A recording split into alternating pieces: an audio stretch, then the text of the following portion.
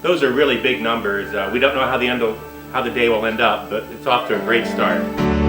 The Erie Gives event created a sense of tangible enthusiasm and unity. It was a gift to us. It gave us goosebumps. It's an amazingly out-of-the-box idea. Created a lot of buzz in the community. It was a dynamic event. It helped us to kind of raise our level of our organization. We absolutely love the entire concept. It was an opportunity for us to educate our staff. Approaching 50% of the people that gave to the zoo were new donors.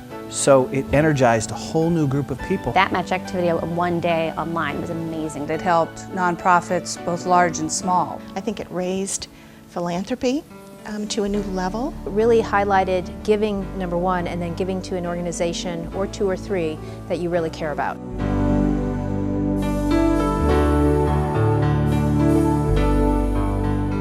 The funding we got from Erie Gives will actually help us as we take over a new Amur leopard breeding program.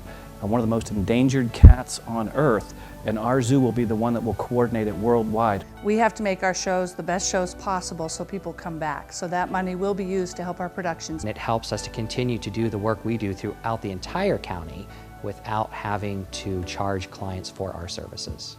With this money, we were able not to cut one staff member that we were planning on doing, and we only have 5 staff members. We're using the funds that we raised to support our refuge emergency shelter.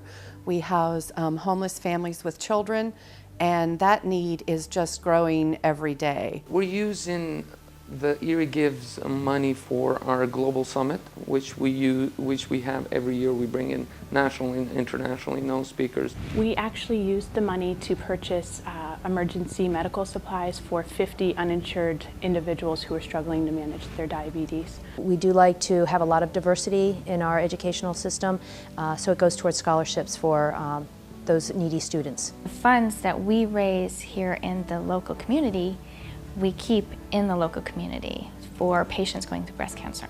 We will use the money from Erie Gives that we raised to basically support the research that we're doing right now, which is very important in migratory studies.